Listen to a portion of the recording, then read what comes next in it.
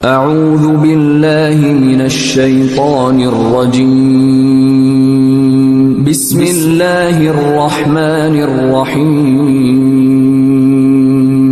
لله وكفى والصلاة والسلام على سيد الرسل وخاتم الأنبياء أما بعد فأعوذ بالله من الشيطان الرجيم بسم الله الرحمن الرحيم أَوَمَنْ كَانَ مَيْتًا فَأَحْيَيْنَاهُ وَجَعَلْنَا لَهُ نُورًا يَمْشِي بِهِ فِي النَّاسِ ایسا شخص جو کہ پہلے مردہ تھا ہم نے اس کو زندہ بنا دیا اور ہم نے اس کو ایک ایسا نور دے دیا کہ وہ اس کو لیے ہوئے آدمیوں میں چلتا پھرتا ہے کَمَن مَثَلُهُ فِي الظُّلُمَاتِ لَيْسَ بِخَارِجٍ مِنْهَا کیا ایسا شخص اس شخص کی طرح ہو سکتا ہے جس کی حالت یہ ہو کہ وہ تاریکیوں میں ہے اور ان سے نکلنے ہی نہیں پاتا كَذَلِكَ زُيِّنَ لِلْكَافِرِينَ مَا كَانُوا يَعْمَلُونَ اسی طرح کافروں کو ان کے اعمال خوبصورت یعنی مستحسن معلوم ہوا کرتے ہیں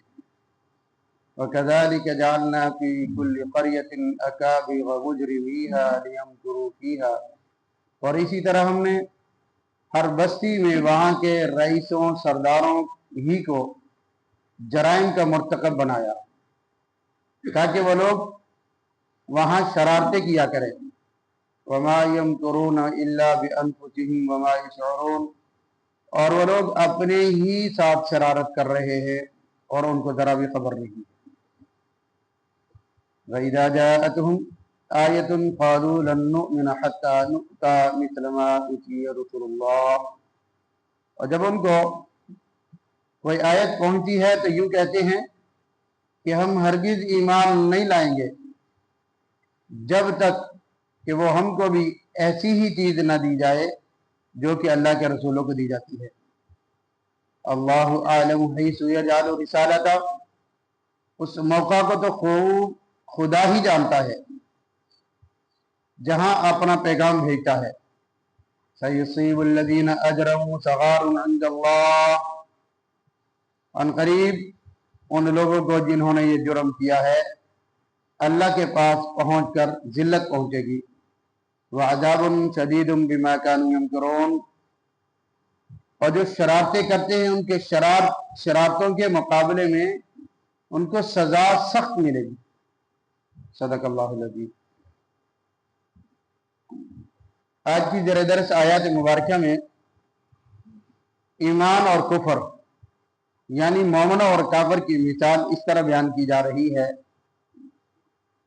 کہ ایک شخص وہ ہے جو پہلے بالکل ہی مردہ تھا ہم نے اس کو ایمان عطا کیا اور اس کو ہم نے شرک کی گمراہی سے اور گناہوں کی دلدل سے نکالا ایمان کی دولت عطا فرمائی اور اسی میں وہ حیران اور پریشان کہ اللہ تعالیٰ نے اسے زندہ کیا یعنی اس مردے کے اندر ایمان کی روح ڈالی اور اس کو اندھیروں میں روشنی عطا فرمائی قرآن جیسی دولت عطا فرمائی اور اس نے اپنی زندگی میں قرآن مجید اور ایمان کی دولت سے اپنے آپ کو روشن کر لیا اسلام کی نورانیت اس کے دل کے اندر رچ گئی اور اس کے اندر جناب رسول اللہ صلی اللہ علیہ وسلم کی اتباع کا شوق پیدا ہوا کہ میں اپنی زندگی کو حضور صلی اللہ علیہ وسلم کی زندگی کے مشابہ کر رہا ہوں ان کی اطاعت میں لگا دوں اور دوسرا وہ شخص ہے جو جہالت کے اندر ضلالت اور گمراہی کے اندر اندھیروں میں تاریکیوں میں گرا ہوا ہے اور اس کو اس اندھیرے سے نکلنے کا کوئی راستہ بھی نہیں ملتا تو بھلا یہ شخص اس مومن کی طرح ہو سکتا ہے کبھی بھی نہیں ہو سکتا ظلمت یعنی اندھیرا اور روشنی دونوں برابر نہیں ہو سکتے گمراہی اور نیکی دونوں ایک طرح کی نہیں ہوتی ہدایت والا بندہ اور بے ہدایتہ بندہ دونوں برابر نہیں ہو سکتی. کفر اپنے کفر کی وجہ سے اور ہیلے بہانے کر کے اپنے اس کفریہ نظریات پر اتنا خوش ہے، اتنا خوش ہے، کہتا ہے میں ہی اکبر ہوں. اس کو اپنے عمل اتنے خوبصورت لگتے ہیں، وہ کہتا ہے کہ میں گمراہ نہیں ہوں، میں ہدایت پر ہوں. اللہ کے کذالک زین للکافرین ما کانوا یعملون، اس کے عمل اس کو اتنے اچھے لگتے ہیں، وہ سمجھتا ہے کہ میں ہی اکبر ہوں. حالانکہ یہ ایسی بات ہے نہیں ہے. سردار جو ہیں ان کے اللہ فرماتے ہیں کہ ہم نے ان کو انہی کاموں کے اندر لگا رکھا ہے، لگے رہے. پھر ہم بتائیں گے جب ایک وقت تمہارے سامنے آئے گا، اس وقت میں ہم تمہیں ظاہر کر دیں گے، واضح کر دیں گے کون حق پر تھا، کون روشنی پر تھا اور کون اندھیرے کے اندر رہتا تھا. وہ وقت آنے والا ہے، اور اس کی اس ہٹ درمیوں پر اللہ رب العالمین نے ایک خاص طریقے کی سزا متعین کر رکھی ہے. اور وہ یہ سمجھتے ہیں درمیان کی آیت کے اندر وَإِذَا جَاءَتْهُمْ آيَةٌ قَالُوا لَن نُّؤْمِنَ حَتَّىٰ نُؤْتَىٰ مِثْلَ مَا أُوتِيَ رُسُلُ اللَّهِ اللَّهُ أَعْلَمُ حَيْثُ يَجْعَلُ رِسَالَتَهُ. وہ کہتے ہیں ہم مانیں گے تب جب جو وحی نبی پر آتی ہے وہ وحی ہمارے پر بھی آئے، جو فرشتے ان کے پاس آتے ہیں ہمارے پاس بھی آئیں. اگر ایسا نہیں تو پھر براہ راست ہم سے رب بات کرے، پھر ہم مانیں گے. اللہ فرماتے ہیں کہ وہ تو میں سمجھتا ہوں نا، میں نے کس کو نبی بنانا ہے. اپنی ریاضت سے، اپنے چلے کسی سے، اپنی عبادت کے ذریعے سے کوئی نبی نہیں بن سکتا. بن سکتا ہے نبی تو اللہ نے پہلے ہی منتخب کر رکھے ہیں، میں نے کس کو نبی بنانا ہے. تو اپنی مرضی سے کوئی نبی بن ہی نہیں سکتا. جو کہتا ہے کہ میں نبی ہوں وہ نبی نہیں ہے، وہ جھوٹا ہے، وہ کذاب ہے. جس کو اللہ نبی بنائے وہی نبی ہے. اب ویسے ہی ہماری اس امت کے اندر تو کوئی نبی آ ہی نہیں سکتا. جناب رسول اللہ صلی اللہ علیہ وسلم ہمارے آخری نبی ہیں. نبوت کا دروازہ بالکل بند ہو چکا ہے. اب کوئی نبی بن کر نہیں آئے گا، نہ کوئی نبی نیا نبی پیدا ہوگا. بلکہ اگر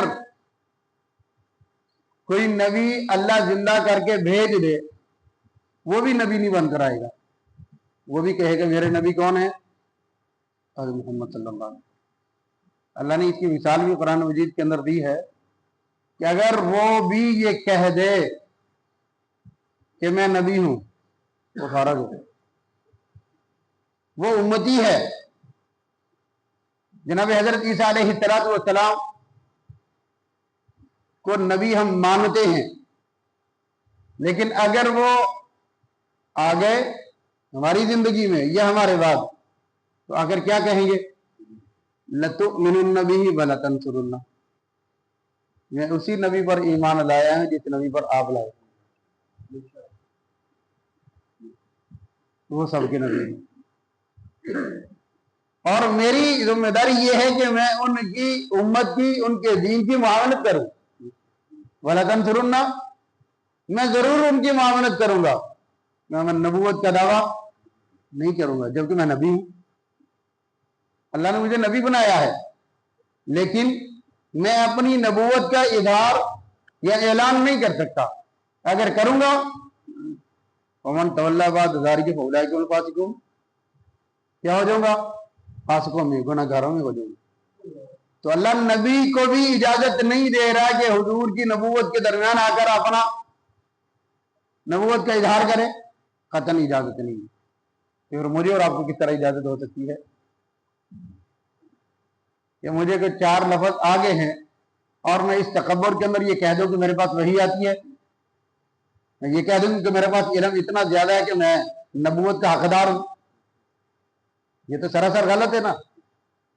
یہ تو پھر گستاخی رسالت کے اندر گستاخی ہو گئی تو پھر سزا میری کیا بنے گی؟ گردن اڑا دی جائے۔